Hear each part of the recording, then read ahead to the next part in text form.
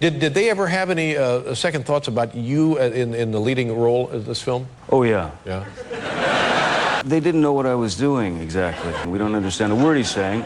Is he drunk?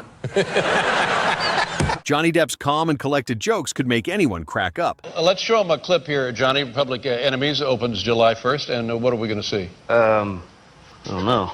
Oh, that's right. What are we going to see here? I have no idea. What is the clip here, Johnny? I have no idea. No, for God's sake. This is Johnny Depp at his absolute peak funniest, walking out as Captain Jack Sparrow on Jimmy Fallon. Why don't you take a seat over here, you mind? 3 shillings, and how about we forget the name? All right, well, it does, all right, fine. That's okay. Hello. Right. Hello. All right, Captain. And you are? Jimmy Fallon. This is the Tonight Show. Ah. Yeah. Take a seat, please. Why don't you take a seat? How did you get here? Like, what are you doing here? Depp appears on The Tonight Show as Captain Jack Sparrow and refuses to behave like a celebrity guest, answering like Jack wandered into the studio by mistake. Yes. Moving pictures. Big pots of gold all upon the city. What are you talking about? Wait, a taxi cab? What are you, like, is that your vessel? Golden vessel. You wouldn't know. You wouldn't know. They didn't have taxis in the 1800s. That's right, it's very true. It brought Thanks, me Hagen. here to you. The Who farted look on Graham Norton. Well, there's the who farted look. And basically, on the train, there was this scene where we're all Ken's direction to us is everybody looks suspiciously at everybody else, and everybody's like. I looked at Josh Gad commits to demonstrating his acting facial expression technique with full seriousness as Depp sits with that hilarious amused face. Michelle, and I looked at Judy, and I looked at Leslie and Daisy, and I go, all we really have to do is wonder who just farted. And it'll make our job so much easier. And that's literally what you see on screen. Saying it's Alpaca Day outside the courthouse. Mr. Depp, if Disney came to you with $300 million and 1 million alpacas, nothing on this earth would get you to go back and work with Disney on a Pirates of the Caribbean film.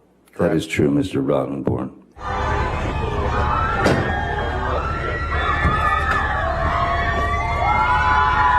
This line from Johnny shows how he can still be funny during an extremely serious situation. So, Andrea, tell me what happened when you believe that Johnny Depp saw the alpacas. Well, he looked kind of surprised, and then he smiled and waved, and we all got very excited.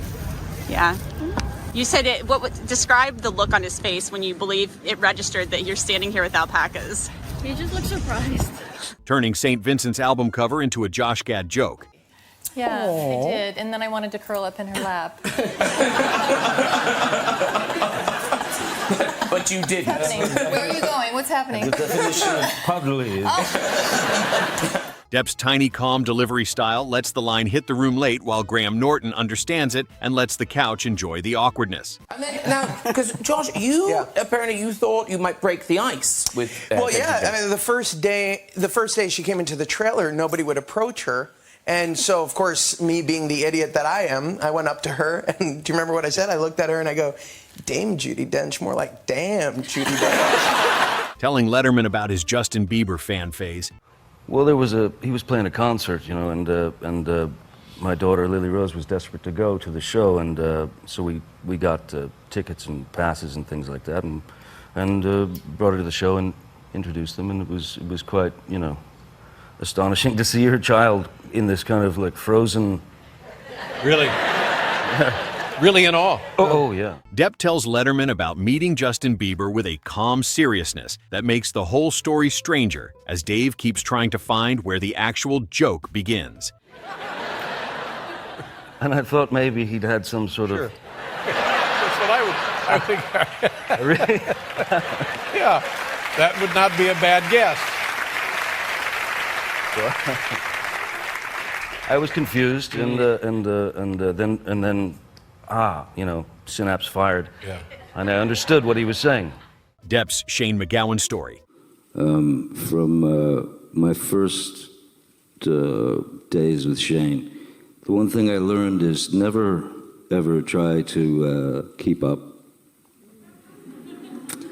with Shane MacGowan or Hunter Thompson, for that matter. You don't try to keep up. Depp's Shane MacGowan story has the feeling of a bar memory that accidentally became a public speech, as he speaks with affection. There was, when Shane did, I believe, his first solo record. The time you blew up the mixing desk, that time. That's funny. That's the story. She just told it. There it is.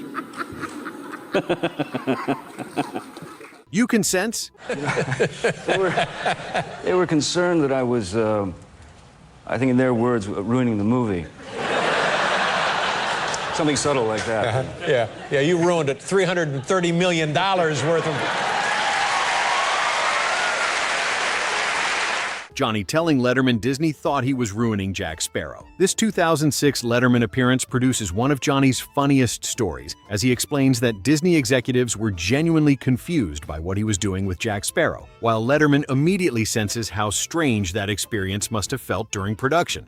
They didn't understand your portrayal. They didn't know what the character was. What was the problem? Well, I got you know, the frantic phone calls, and basically what it got down to was, what is he doing? We can't understand what he's saying. We don't understand a word he's saying. Is he drunk? Johnny on pranks and street fights. I have to say that they won. In an old-fashioned street fight between you two, she said she would take you pretty easily. Yeah, she's probably right. She's probably right. Yeah. What Although, about- I mean, I'd leave marks. Okay. I would definitely hurt her. The Pranks and Street Fights interview gives Depp a perfect subject for his storytelling style, as he takes topics that sound genuinely wild on paper and delivers them like he is discussing something he noticed on his way to the studio that morning. I mean, she'd never forget me. That's for sure. Okay. Yeah. But she would probably win. That's. Oh yeah. My foot is almost touching your knee. I don't know what my next question is. You were shot at over 300 times in this film. What is that like? And is it nerve-wracking having so many bullets whizzing by you? Depp impersonating Marlon Brando and Christopher Walken. Is programmed to make the same move over and over and over again. And it's just a little more complicated. Again, it's not groundbreaking, but it's visually interesting, I thought, to run into himself many times. And what I hadn't seen is a character trying to escape himself, which is literally what he's trying to do, but keep being cut off by himself, which was why we wanted those shots like that.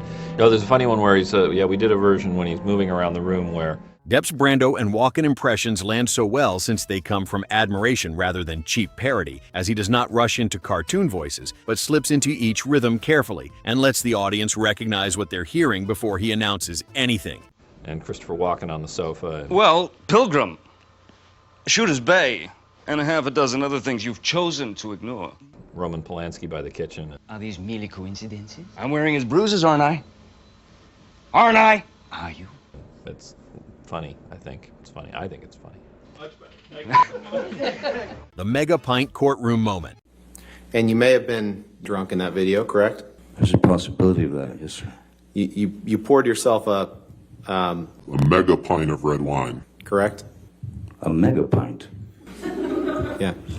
I poured myself a large glass of wine. The Megapint moment became funny through one strange phrase landing in the most formally serious setting possible, as a courtroom usually drains humor out of everything. Yet the wording of the question and Depp's reaction made the exchange instantly meme-ready in a way that nobody on either legal team could have anticipated or wanted. His face does most of the work reacting with a confusion the room processes before it can fully process the phrase being used in a legal proceeding about real events with real consequences attached to them. The line sounds too odd for such serious proceedings, which is why people clipped it immediately and why it spread even among people who had no particular interest in the trial itself beyond that specific moment. Johnny doesn't turn it into a performance or milk the beat, but simply lets the absurdity sit there untouched and undefended, which makes it considerably funnier than a big visible laugh would have been in that specific setting. The restrained reaction gave the clip its viral life, since audiences could project whatever interpretation they wanted onto such a minimal expression in such a formal context. The courtroom setting does something specific to comedy, since every laugh has to work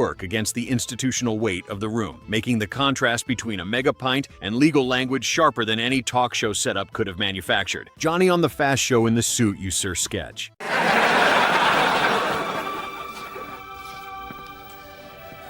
Sorry, sir, I was just cupping an imaginary pair of breasts.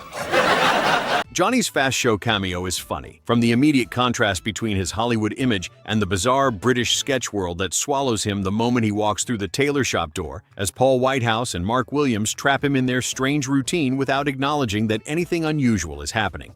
You boned anyone yet, sir? Depp plays it completely straight, which is the only choice that makes the sketch work, since breaking character would have shifted the comedy from the situation to him, which is the less interesting version of the same joke. Couple of days. Banged anyone yet, sir? Please, Because you don't usually hang around, do you, sir? The more uncomfortable the suit questions get, the more his quiet reactions carry the laugh, since he never signals knowing where the bit is going, even when the entire audience does. He never attempts to steal the scene from the regular cast, yet his presence makes everything feel surreal, in a way a British celebrity cameo simply couldn't have achieved with the same premise. And before you could say, God bless America, you'd be slipping it to every English rose under the age of 70, sir. I wasn't even born.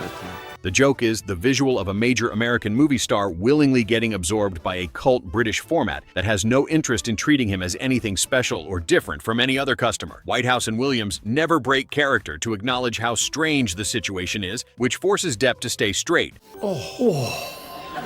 No, listen, sir. Yeah, right. You must have needed some prize bazookas in your time, as you Americans like to call them, sir. Throughout making his sustained tolerance of the absurdity, the actual content of the comedy. The sketch belongs on this list since it shows his funniest quality clearly, which is the instinct to disappear into someone else's world rather than centering everything on his own persona or image. His decision to do the cameo at all reveals a comedian's understanding that the funniest version of a Hollywood star in a cult British sketch is one who asks nothing and receives everything the sketch throws at him without complaint.